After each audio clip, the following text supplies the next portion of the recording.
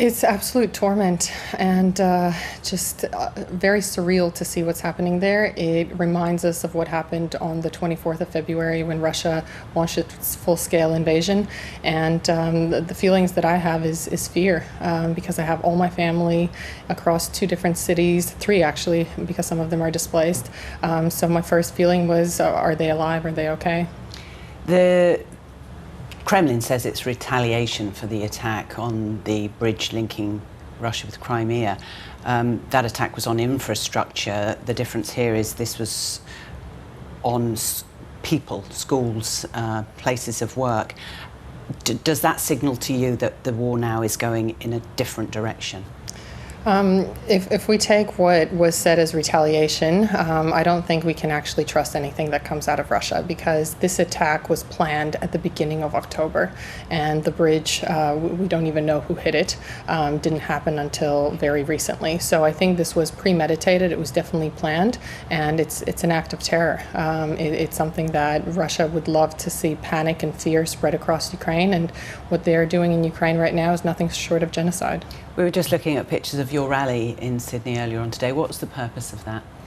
The number one goal was to raise awareness about what's going on in Ukraine. Every single person that attended there today, and we had members of various communities. There were people from the Ukrainian community, Lithuanian, Polish, Georgian. We saw many different flags, Australian. We even had Russian community members that stand against the war. And the message was very clear, was for the Australian government to please listen to us. All of us have some sort of connection to Ukraine. And we were calling on the Australian government to declare Russia as a terrorist organization, to recognize Russian acts as genocide in Ukraine, and most importantly, the key message was to continue to deliver military aid to Ukraine. The government would say in response to that they are investing heavily and they are giving an enormous amount of support, as are so many other countries in that. Are you saying it's not enough?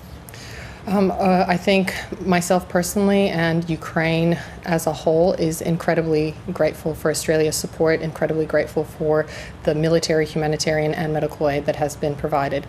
But Australia can do so much more. We have decommissioned weapons and vehicles that are standing in warehouses here in Australia. Absolutely no use to the Australian government and the Australian people.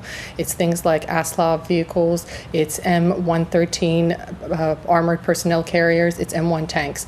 They're sitting there idle. What is sitting in an Australian warehouse here could be saving lives on the front lines in Ukraine. Katerina, how big is the Ukrainian community in Australia?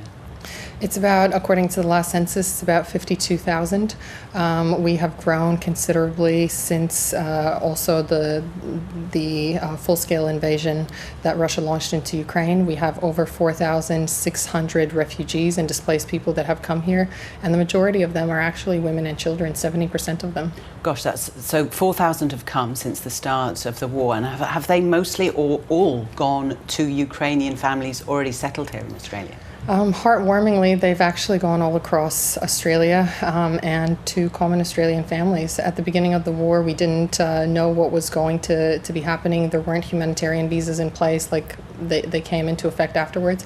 We had common Australians registering on our website asking, can I please house or can I please help in some way? And we had over 4,000 Australians that just put their hand up and said, I would love to welcome someone from Ukraine and assist. And that has been an incredible support and just very heartwarming to see. There's a lot of diplomacy going on. Joe Biden's called the United Nations Assembly together to have a meeting to talk about this escalation. It's unlikely that that body will label Russia a terrorist state. What is the most that you would like them to do? I would like them to finish the job. There's a lot of diplomacy, there's a lot of talk, but we need to actually take a step back and understand that every time a talk is delayed or every time a decision is delayed, lives are being lost in Ukraine. These are not just military people that are losing their lives. These are common civilians. As you mentioned at the beginning of the show, these are people that were going to work, children going to school, and they are just indiscriminately being shot at. Missiles are being shot at key cities and bombs are flying everywhere.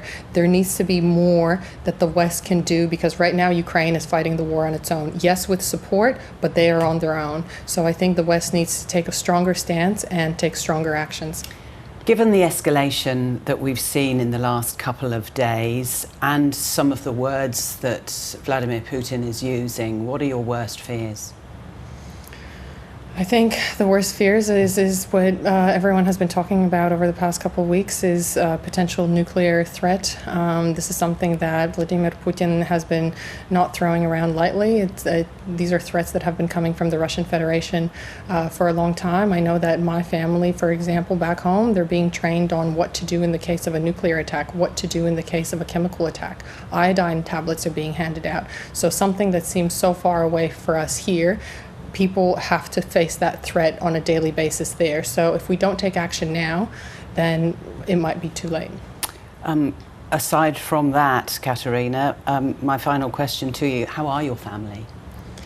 They're struggling. They're struggling. I had to call all my family members yesterday just to see if they were alive.